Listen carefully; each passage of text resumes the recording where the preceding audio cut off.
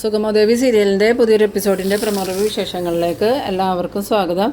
അങ്ങനെ നമ്മളുടെ ശാരികയെ ചന്ദ്രമതിയുടെ വീട്ടിൽ നിന്നും കണ്ടെത്തിയിട്ട് നന്ദനും ദേവികയും കൂടെ കൂടി ശാരികയുടെ വീട്ടിൽ കൊണ്ടുവന്നാക്കുന്നുണ്ട്. ആ സമയത്ത് രാധികയ്ക്കൊക്കെ നല്ല ആശ്വാസമാവുന്നുണ്ടെങ്കിലും രാധിക പറയുന്നുണ്ട്, ഞാൻ അപ്പോഴേ പറഞ്ഞതാ ഇതിനൊന്നും പോവണ്ട, കുടുംബത്തിൽ സമാധാനവും സ്വസ്ഥതയോ വേണ്ടതെന്ന്. എന്നിട്ടിപ്പോൾ എന്തായി, എല്ലാം തൊലഞ്ഞില്ലേ, ഇനി നാട്ടുകാരുടെ മുന്നിൽ എങ്ങനെ ഇറങ്ങി നടക്കും, നാട്ടുകാരുടെ പരിഹാസം കേൾക്കണ്ടേ എന്നൊക്കെ ചോദിക്കുമ്പോൾ ശാരിക പറയുന്നുണ്ട്, അമ്മയൊന്നും മിണ്ടാതിരിക്കുക, നാട്ടുകാർ അങ്ങനെ എന്തെങ്കിലും പരിഹസിക്കുകയാണെങ്കിൽ അതിന് തക്ക മറുപടി ഞാൻ തന്നെ കൊടുത്തോളാം. പിന്നീട് നമ്മളുടെ പ്രഭാവതിയാണെങ്കിൽ ഇതൊക്കെ അറിഞ്ഞ് ആകെ കലിപൂണ്ട് നിൽക്കുകയാണ്. ആ സമയത്താണ് നമ്മളുടെ സിദ്ധാർത്ഥൻ വരുന്നത്. സിദ്ധാർത്ഥനോട് പ്രഭാവതി ചോദിക്കുന്നുണ്ട്, ശാരികയെ തട്ടിക്കൊണ്ടുപോയത് ഞാനാണെന്നും പറഞ്ഞ് സിദ്ധുവൊക്കെ ഇവിടെ ഒരുപാട് സീനുണ്ടാക്കിയല്ലോ, എന്നിട്ടിപ്പോൾ എന്തായി, ഞാനാണോ അതിന് ഉത്തരവാദി?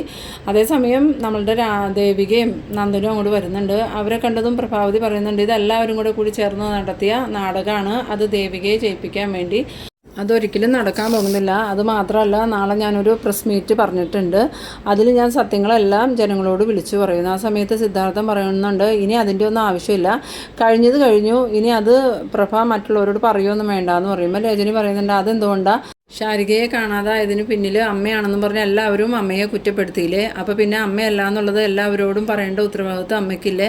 എന്തായാലും ഇവളും അച്ഛനും നന്ദനും എല്ലാവരും കൂടി അറിഞ്ഞിട്ടാണ് ചന്ദ്രമതി ആൻറ്റിയുടെ വീട്ടിൽ ശാരികയെ കൊണ്ടുപോയി പൂട്ടിയിട്ടത്. അത് വോട്ട് പിടിക്കാൻ വേണ്ടി തന്നെയാണെന്നുള്ളത് ഇപ്പോൾ എല്ലാവർക്കും മനസ്സിലായിട്ടുണ്ട്.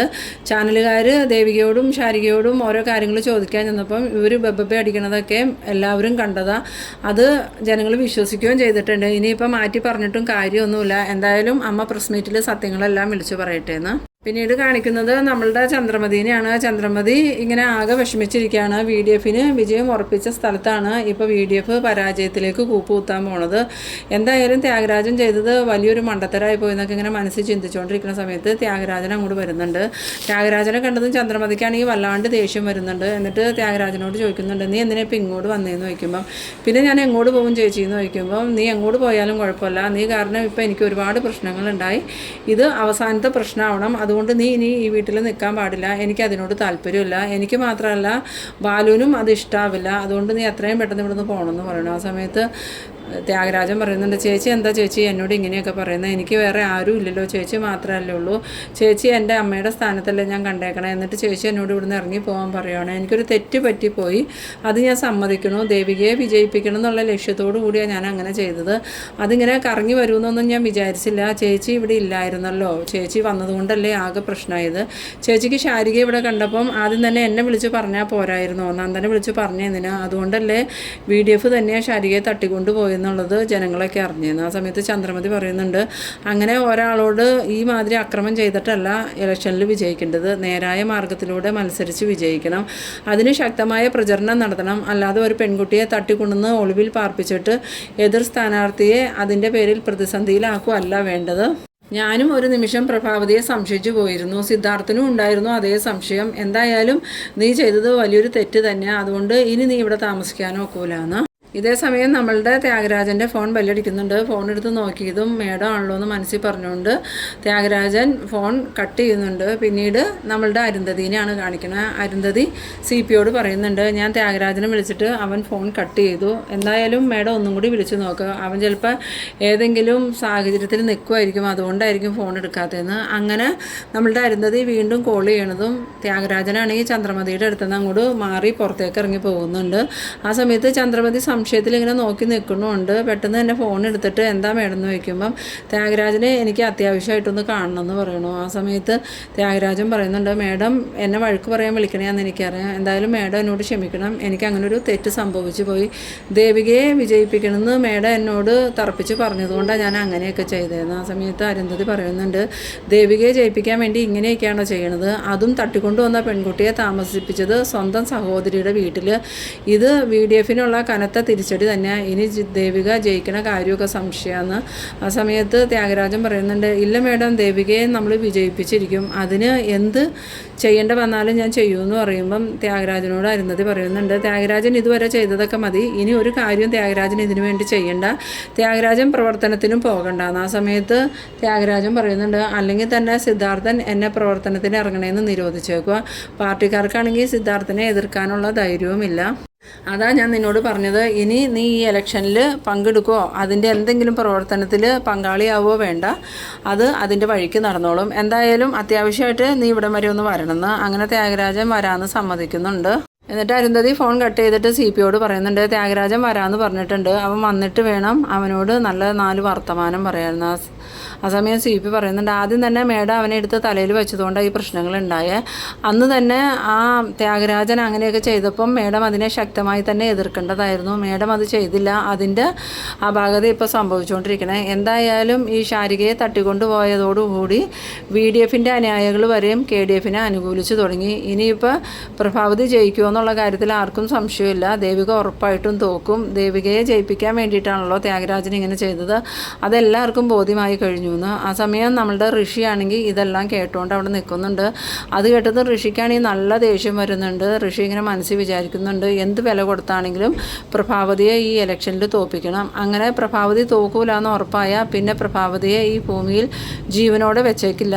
അതിന് എന്താ വേണ്ടതെന്നൊക്കെ എനിക്ക് അറിയാമെന്നൊക്കെ ഇങ്ങനെ ചിന്തിച്ചുകൊണ്ട് നമ്മളുടെ ഋഷി മേളിലോട്ട് കയറി പോകുന്നുണ്ട്. ഇതേസമയം അരുന്ധതിയോ CPയോ ഋഷി ഇവിടെ വന്ന് നിൽക്കണതോ ഇത് കേൾക്കണതോ ഒന്നും കാണുന്നുമില്ല. അങ്ങനെ ഋഷി മേളിൽ പോയിട്ട് ആരെയോ ഫോൺ എടുത്ത് വിളിക്കുന്നുണ്ട്. എത്രയും പെട്ടെന്ന് ആ പ്രഭാവതിയെ തീർത്ത് കളയണം. ഇനി അവരെ വെച്ചോണ്ടിരുന്നാൽ ശരിയാവില്ല. അവർ ജീവനോടെ ഇരുന്നാൽ ദേവികയുടെ വിജയം സംശയത്തിലാണ്. അതുമാത്രമല്ല, ഇപ്പോൾ ആ ശാരികയെ തട്ടിക്കൊണ്ടുപോയ കേസിൽ പ്രഭാവതിക്ക് അനുകൂലമായിട്ട് ആളുകൾ പ്രവർത്തിച്ചു തുടങ്ങി.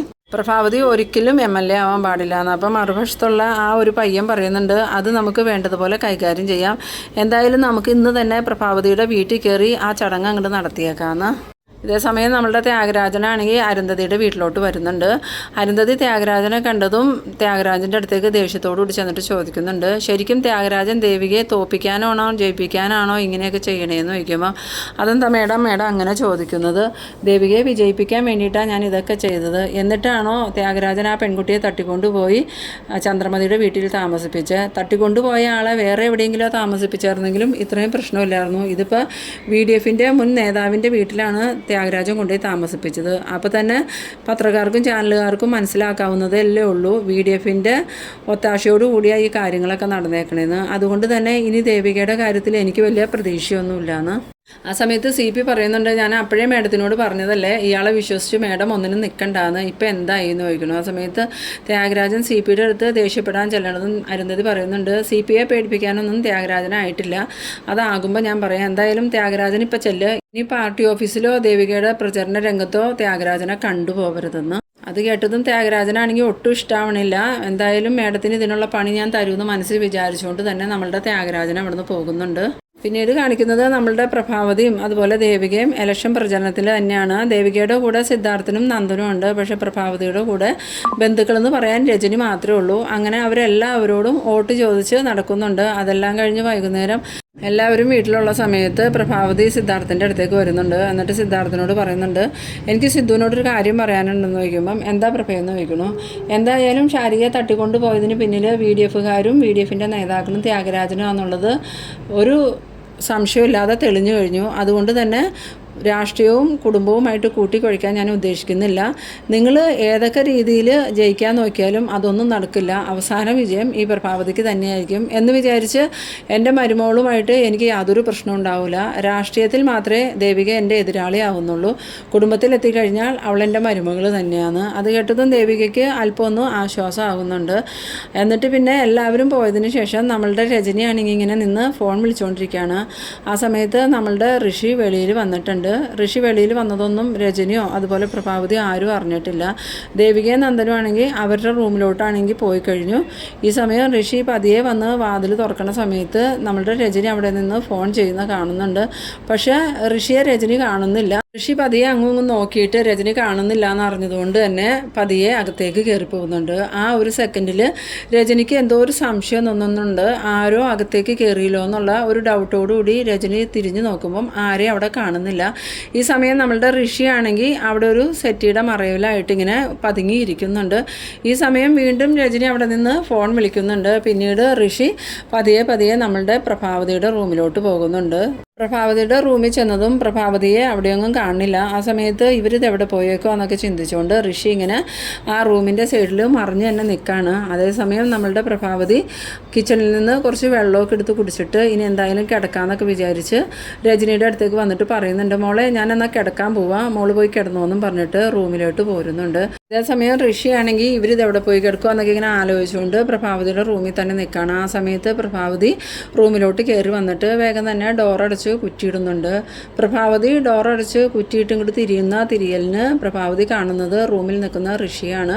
ഋഷിയെ കണ്ടതും പ്രഭാവതി നീ എന്താ ഇവിടെയെന്നും ചോദിച്ച് ബഹളം വയ്ക്കാൻ പോകുന്ന ആ ഒരു നേരത്ത് പ്രഭാവതിയുടെ മുഖത്തേക്ക് ഋഷി എന്തോ ഒരു സാധനം സ്പ്രേ ചെയ്യുന്നുണ്ട്. ആ സ്പ്രേ മുഖത്തടിച്ചതും പ്രഭാവതി കുഴഞ്ഞു വീഴുന്ന ആ ഒരു സീനിലാണ് ഈ എപ്പിസോഡ് അവസാനിക്കുന്നത്. അപ്പോൾ നിങ്ങൾ എൻ്റെ വീഡിയോ ആദ്യമായി കാണുന്നവരാണെങ്കിൽ ചാനലൊന്ന് സബ്സ്ക്രൈബ് ചെയ്യാനും ഇഷ്ടമായാൽ ലൈക്ക് ചെയ്യാനും ഷെയർ ചെയ്യാനും മറക്കരുത്. അടുത്തൊരു എപ്പിസോഡുമായി നമുക്ക് വീണ്ടും കാണാം. അതുവരേക്കും ബൈ ബൈ.